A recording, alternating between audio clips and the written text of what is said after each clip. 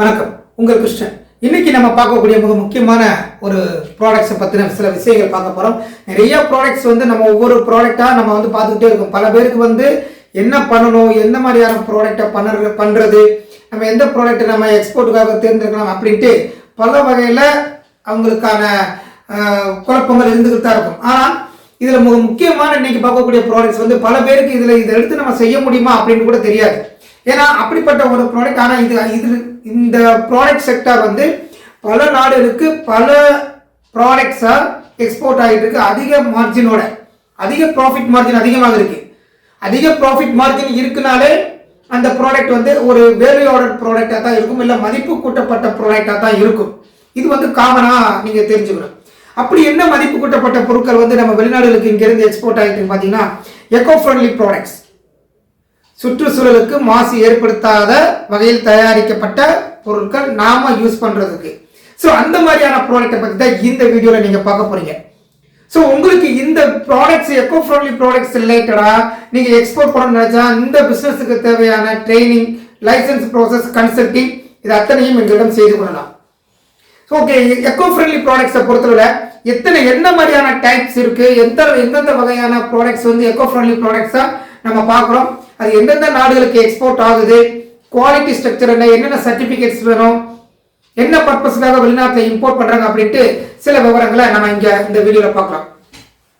Echo friendly ப்ராடக்ட்ஸை பொறுத்தளவில் reusable product, அதாவது மறுபடியும் நம்ம யூஸ் பண்ணக்கூடிய ப்ராடக்ட் அப்படிங்கிற ஒரு கேட்டகரி. பயோடிகிரேடபிள், அதாவது மக்கக்கூடிய பொருட்கள், அதாவது அதுக்கப்புறம் காம்போசிட்டபிள் ப்ராடக்ட்ஸ், அதுக்கப்புறம் ரீசைக்கிளபிள் மறுசுழற்சிக்கு உட்படுத்தக்கூடிய ப்ராடக்ட், அடுத்து நேச்சுரல் ப்ராடக்ட்ஸ்.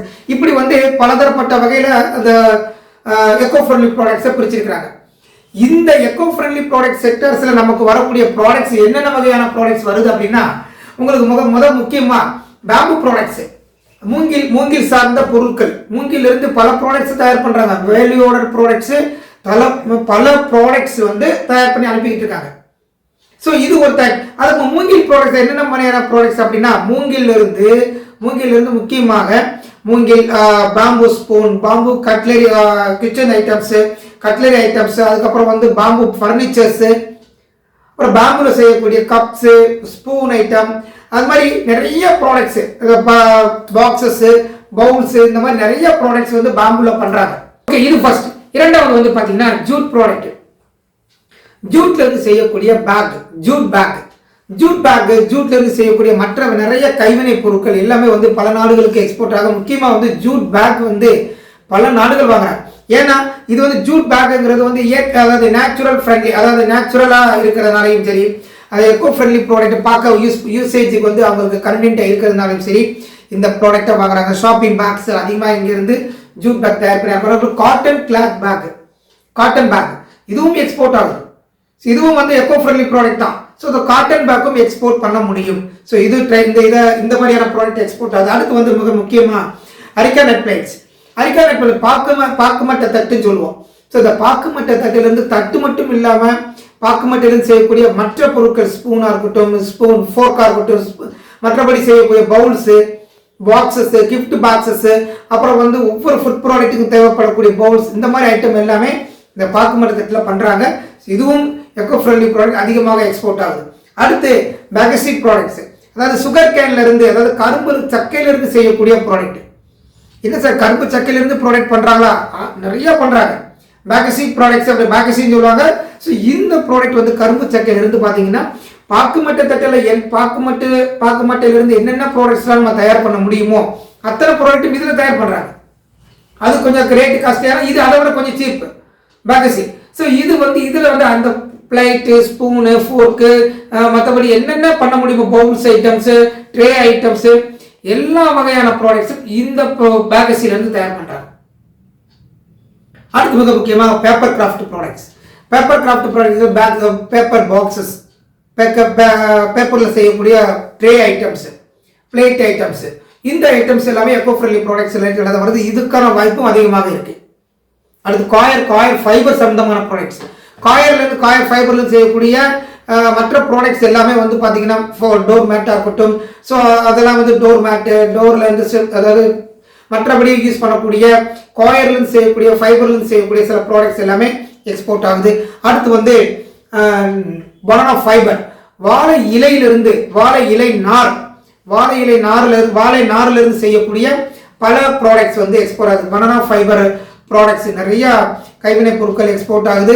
பல அதாவது ஒரு ஷாப்பிங் பேக் முதற்கொண்டு அதை தயார் பண்ணுறாங்க. இப்போலாம் வந்து சாரீஸ்லாம் வந்துருச்சு, சாரீஸ் வந்து ஷர்ட் வந்துருச்சு பனானா ஃபைபர்லேருந்து. சாரீஸு ஷர்ட் இந்த மாதிரி நிறைய எக்கோ ஃப்ரெண்ட்லி ப்ராடக்ட்ஸ் வந்து செட் பண்ணி நிறைய மெட்டீரியல்ஸை தயார் பண்ணிட்டு இருக்காங்க. இதற்கான வாய்ப்பும் அதிகமாக இருக்குது. ஸோ நீங்கள் அதுக்கான முயற்சியில் ஈடுபடலாம். அடுத்து வந்து மிக முக்கியமாக உடன் கட்லரி ஐட்டம்ஸ், மரத்திலிருந்து செய்யக்கூடிய கைவினை பொருட்கள். தேக்கு மரத்துலேருந்து டீ குட்லேருந்து செய்கிறாங்க, சந்தன கட்டையிலேருந்து செய்கிறாங்க. இந்த மாதிரியான ப்ராடக்ட்ஸும் பயன்படுத்துகிறாங்க. அடுத்து வந்து மிக முக்கியமாக கோகனட் செல், தென்னை, அதாவது கொட்டாங்கச்சின்னு சொல்லுவோம், அதாவது தேங்காயிலிருந்து செய்யக்கூடிய ஓட்டிலிருந்து செய்யக்கூடிய மற்ற ப்ராடக்ட்ஸு, இதுவும் எக்ஸ்போர்ட் ஆகுது. ஸோ இவ்வளவு டைப் ஆஃப் ப்ராடக்ட்ஸ், பேம்புலேருந்து jute, areca, bagasse plates, paper, coir, cotton cloth, இந்த மாதிரி நிறைய ப்ராடக்ட்ஸ் வந்து எக்கோ ஃப்ரெண்ட்லி ப்ராடக்ட்ஸாக நமக்கு முன்னாடி இருக்குது. இதற்கான வாய்ப்பு பார்த்தீங்கன்னா இது வந்து எல்லாருமே பட்டுன்னு எடுத்து இதை நான் செய்கிறதுக்கு நான் ரெடி அப்படின்னு வர முடியாது. இதுக்குன்னு ஒரு இன்ட்ரெஸ்ட் இருக்கணும், இதற்கான சோர்சிங் இருக்கணும், அதை மாடிஃபை பண்ணுறதுக்கு, மார்க்கெட் பண்ணுறதுக்கும், மேனுஃபேக்சர் பண்ணுறதுக்கும் வாய்ப்பு இருக்கணும். இல்லை வாங்கி விற்கக்கூடிய அளவுக்கு அவங்களுக்கான இன்ட்ரெஸ்ட் இருந்தால் இந்த மாதிரியான ப்ராடக்ட்ஸில் ஈடுபடலாம். அடுத்து வந்து இந்த ப்ராடக்ட்ஸ் வந்து எந்தெந்த கண்ட்ரிக்கு வாங்குறாங்க, இவ்வளோ ப்ராடக்ட்ஸ் எக்கோ ஃப்ரெண்ட்லி ப்ராடக்ட்ஸ் சொல்கிறோமே, எந்தெந்த கண்ட்ரி வாங்குறாங்கன்னு பார்த்தீங்கன்னா முக்கியமாக வந்து சிங்கப்பூர், மலேசியாவிலேருந்து அதிகமாக இம்போர்ட் பண்ணுறாங்க. அடுத்து யூரோப்பியன் கண்ட்ரிஸ் இதுக்கு முக்கியத்துவம் கொடுக்குறாங்க. European, USA, UK, Canada, Australia, Germany, Italy, அப்புறம் வந்து பிரான்ஸு, ஸ்பெயின், இந்த மாதிரி நாடுகள் அதிகமாக இதுக்கு முக்கியத்துவம் கொடுக்குறாங்க. யூரோப்பியன் கண்ட்ரிஸில் வந்து எப்பயுமே வந்து ஒரு எக்கோ ஃப்ரெண்ட்லி ப்ராடக்ட்ஸுக்கும் சரி, ஒரு ஹைஜீனிக்காக ஆர்கானிக்காக இருக்கக்கூடிய ப்ராடக்ட்ஸ் என்றைக்குமே வாய்ப்புகள் அதிகமாக இருக்கும், ப்ராஃபிட்டும் அதிகமாக இருக்கும். அதுக்கு தகுந்த மாதிரி உங்களுக்கு குவாலிட்டி ஸ்ட்ரக்சர்ஸ் கம்ப்ளைன்சஸும் அதிகமாக இருக்கும். அதையும் நம்ம வந்து கரெக்டாக மீட் அவுட் பண்ணணும். சும்மா நிறைய வாங்குறாங்கன்னு தெரிஞ்சோன்னா உடனே ஈடுபட்டலாமா நினைக்கக்கூடாது. ஈடுபட்டலாமா நினைக்கணும், அந்த ப்ராடக்டை எந்த கண்ட்ரிக்கு அனுப்புகிறோமோ அந்த கண்ட்ரியோட ரூல்ஸ் அண்ட் ரெகுலேஷன்ஸ், அவங்க இம்போர்ட் பண்ணுறதுக்கு தேவையான குவாலிட்டி ஸ்டாண்டர்ட் நம்ம கட்டாயமாக மெயின்டைன் பண்ணணும். அதற்கான ஏற்பாடுகள் பண்ணிக்கணும். இது மிக முக்கியமான ஒரு விஷயம். ஸோ அப்போ சிங்கப்பூர், மலேசியாவில் அதிகமான வாய்ப்புகள் இருக்குது. அதுக்கப்புறம் கல்ஃப் கண்ட்ரிஸ், மிடில் ஈஸ்ட் கண்ட்ரிஸ்லாம் வந்து பார்த்தீங்கன்னா பெரிய பெரிய வாய்ப்புகள் தேடி வந்துக்கிட்டே இருக்குது. இனி வரக்கூடிய காலங்கள் எல்லாமே வந்து ஒரு சுற்றுச்சூழலுக்கு மாசு ஏற்படுத்தாத ஒரு ப்ராடக்ட்ஸ் அதிக நாடுகள் இம்போர்ட் பண்ண ஆரம்பிச்சிட்டாங்க. ஏன்னா பிளாஸ்டிக் ப்ராடக்ட்ஸுக்கு வந்து பெரிய அளவுக்கு கொஞ்சம் கொஞ்சமாக அதுக்கான ரெஸ்ட்ரிக்ஷன் வந்துக்கிட்டே வராங்க. அதுக்கு மாற்று வந்து எக்கோ ஃப்ரெண்ட்லி ப்ராடக்ட்ஸாக இப்போயே நம்ம அதுக்கான முயற்சியில் ஏற்றுமதி செய்யணும்னு நினைக்கிறவங்க கொஞ்சம் ட்ரை பண்ணி பார்க்கலாம். இல்லை ஏற்கனவே இந்த ப்ராடக்ட்ஸில் இருக்கிறவங்க ஏதாவது பனானா ஃபைபர் பண்ணிக்கிட்டு இருக்கேன், இல்லை வந்து பாம்பு ப்ராடக்ட்ஸ் பண்ணிக்கிட்டு இருக்கேன், இல்லை அரிக்கா நட்ஸ் பண்ணிக்கிட்டு இருக்கேன், பேகசி பண்ணிக்கிட்டு இருக்கேன், அந்த மாதிரி இருக்கிறவங்க வந்து பார்த்தீங்கன்னா இதை நோக்கி உங்களுடைய ட்ராவலை கொண்டு போகலாம். ஸோ உங்களுடைய ஃபோக்கஸ் வந்து எக்ஸ்போர்ட் லெவலுக்கு நீங்கள் கொண்டு போகிறதுக்கான வாய்ப்பை நீங்கள் பெருக்கிக்கணும். அதுக்கு ஒரே வழி வந்து உங்கள் ப்ராடக்டை குவாலிட்டி ஸ்டாண்டர்டாக எந்த அளவுக்கு ஃபோக்கஸ்டாக நீங்கள் மார்க்கெட் பண்ணுறீங்க அப்படிங்கிறதுல தான் வெற்றி இருக்குது. சும்மா நானும் பண்ணுறேன், நாங்கள் நிறைய தயார் பண்ணிக்கிட்டு இருக்கோம், இங்கே வீட்டு பக்கத்துலேயே கொடுத்துக்கிட்டு இருக்கோம் சார், ஒவ்வொரு கடைக்காக கொண்டு போய் போட்டுக்கிட்டு இருக்கோம், ஒவ்வொரு சூப்பர் மார்க்கெட் கொண்டு போய் போட்டுக்கிட்டு இருக்கோம் அப்படின்னா உங்கள் லெவல் நம்ம வந்து அதுக்குள்ளேயே தான் இருப்போம்.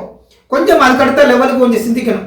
கொஞ்சம் அடுத்த லெவல் போகணும் அப்படின்னா கொஞ்சம் கஷ்டப்படணும். கொஞ்சம் அதற்கான மார்க்கெட்டிங் உத்திகளை, ஒரு டாக்டிக்ஸ், மார்க்கெட்டிங் உத்திகளை நீங்கள் பயன்படுத்தினா தான் அடுத்த லெவல் உங்கள் ப்ராடக்டை கொண்டு போக முடியும், அதான் வளர முடியும். இந்த மாதிரியான ப்ராடக்ட்ஸுக்கெல்லாம் வாய்ப்பு அதிகமாக இருக்கிறனால கொஞ்சம் நீங்கள் முன்னாடி போனீங்கன்னா ஈஸியாக ஜெயிக்க முடியும். அடுத்து மிக முக்கியமாக இந்த மாதிரி நாடுகளில் Singapore, Malaysia, UAE, Dubai, Bahrain, Kuwait, Qatar, Oman, Australia, Germany, USA, UK, Canada, Netherlands, இந்த மாதிரி நாடுகள்லாம் அதிகமாக வாங்குறாங்கன்னு தெரிஞ்சிருச்சு. எதுக்காக வாங்குறாங்க, என்ன பர்பஸ்க்காக வாங்குறாங்கன்னு பார்த்தீங்கன்னா என்ன மாதிரியான டைப்ஸ் கேட்டகரியில் வந்து இதற்கான வாய்ப்புகள் இருக்குது அப்படின்னா அதிகமாக hotel field, 5 star hotels, restaurant field. ஏன்னா இது வந்து அதிகமாக யூஸ் பண்ணக்கூடிய, அதாவது ஒன் யூஸ் த்ரோ அப்படிங்கிற லெவலுக்கு வாங்குறாங்க. அல்லது கொஞ்ச காலத்துக்கு பயன்படுத்தக்கூடிய ஃபியூ டைம்ஸ் பயன்படுத்தக்கூடிய ப்ராடக்டாக bamboo products, sugar cane, bagasse products, இந்த மாதிரி விஷயங்களை பயன்படுத்துகிறாங்க. ஒன் யூஸ் த்ரோக்காக பயன்படுத்துகிறாங்க, ஃபியூ டைம்ஸ் பயன்படுத்தக்கூடிய ப்ராடக்டாகவும் பயன்படுத்துகிறாங்க. பாம்புலேருந்து ஸ்ட்ரா தயார் பண்ணுறாங்க, பாம்புலேருந்து ஸ்பூன்ஸு, டூத் பிரஷ், இதெல்லாம் வந்து ஃபியூ டைம்ஸ் யூசேஜ். ஒரு ஸ்டைலிஷ், பார்க்க அழகாக இருக்கும், ஒரு ஸ்டைலிஷ் பார்க்க ஒரு ஆர்கானிக்காக, ஒரு ஹைஜீனிக்காக பயன்படுத்தக்கூடிய ஒரு ஃபீல் நமக்கு கொடுக்குறதுனால ஸோ இதை அதிகமாக பயன்படுத்துகிறாங்க. ஸோ ஹோட்டல்ஸு, ரெஸ்டாரண்ட்ஸ்லாம் அதிகமாக. அடுத்து ஸ்டேஷனரி ஷாப்ஸ், ஸ்டேஷனரி ஷாப்ஸ் வீடுகளுக்கு பயன்படுத்தக்கூடிய பொருட்கள் வாங்கும் போது, அதாவது அந்த ஸ்டேஷனரி ஷாப்ஸில் வந்து வீடுகளுக்கு தனிப்பட்ட முறையில் வாங்கிட்டு போய் பயன்படுத்தக்கூடிய கஸ்டமர்ஸ் நிறைய இருக்கிறாங்க. அடுத்து மிக முக்கியமாக அப்புறம் வந்து ஆன்லைன் ஷாப்பிங்கில் பண்ணக்கூடியவங்க அமேசானில் நம்ம விற்கலாம். ஸோ இந்த ப்ராடக்ட்டை நீங்கள் எக்ஸ்போர்ட் பண்ணணும், இல்லை டொமஸ்டிக்கில் பண்ணிட்டு இருக்கு, இது ஆன்லைன் ஷாப்பிங்கில் கொண்டு போகலாம். ஃப்ளிப்கார்ட், அமேசான், மீஷோ இந்த மாதிரி பல ஆன்லைன் தளங்களுக்கு, கமர்ஷியல் சைட்டுக்கு கொண்டு போய் நீங்கள் அதில் மார்க்கெட் பண்ண முடியும். அடுத்து வந்து பேக்கரி ஷாப்லேயும் அதிகமான இதுக்கு வாய்ப்பு இருக்குது. ஏன்னா அப்புறம் எக்கோ ஃப்ரெண்ட்லி ப்ராடக்ட்ஸ் விற்கக்கூடிய ஒரு சில ஷாப் இருக்குது பல நாடுகளில். அடுத்து வந்து இந்த ப்ராடக்ட்டை வந்து பேக் பண்ணுறது வந்து பேக்கிங் வந்து பார்த்தீங்கன்னா கட்டாயமாக எந்த அளவுக்கு எக்கோ ஃப்ரெண்ட்லியாக பண்ணுறோமோ அந்த அளவுக்கு எக்கோ ஃப்ரெண்ட்லி ப்ராடக்ட்ஸ் மூலமாக தான் நீங்கள் பேக் பண்ணணும். குவாலிட்டியை பொறுத்தளவில் வந்து பார்த்தீங்கன்னா இப்போ இந்த பேக்கசி, அரிக்கா நட்ஸு இந்த மாதிரி பண்ணால் ஃபுட் கிரேட் சர்டிஃபிகேட் இருக்கணும். பட் வந்து வெளிநாடுகளில் பல நாடுகள், அதுலேயும் முக்கியமாக யூரோப்பியன் கண்ட்ரீஸ்லாம் ஃபுட் கிரேட் சர்டிஃபிகேட் வேணும். ஸோ குவாலிட்டி சர்டிஃபிகேட் ரொம்ப முக்கியம். இது வந்து இதில் வந்து மாற்று கருத்து கிடையாது. கட்டாயமாக நீங்கள் குவாலிட்டி மெயின்டைன் பண்ணணும், அதுக்கான சர்டிஃபிகேட் ப்ரொடியூஸ் பண்ணணும். மற்றபடி உங்ககிட்ட இருக்கக்கூடிய ஜிஎஸ்டி, ஐஇசி, மற்றபடி கஸ்டம்ஸ், போர்ட் ரெஜிஸ்ட்ரேஷன் பண்ணிக்கலாம். கைவினை பொருட்கள் இது வந்து எக்கோ ஃப்ரெண்ட்லி ப்ராடக்ட்ஸாக இருக்கிறதுனால ஒன்று நீங்கள் வந்து கேண்டி கிராஃப்ட் இதெல்லாம் பதிவு பண்ணிக்கலாம். ஸோ ட்ரை பண்ணுங்கள். உங்களுக்கு இது சம்மந்தமான வேறு ஏதாவது உங்களுக்கு டவுட்ஸ் இருந்ததுன்னா எனக்கு கால் பண்ணுங்கள். உங்களுக்கு இந்த பிஸ்னஸ் சம்மந்தமான எக்ஸ்போர்ட்டில் நீங்கள் ஈடுபடணும்னு நினைக்கிறீங்கன்னா இது சம்மந்தமான ட்ரைனிங், லைசன்ஸ் ப்ராசஸ், கன்சல்டிங் அத்தனையும் எங்களுடைய செய்து கொள்ளலாம். நன்றி, வணக்கம்.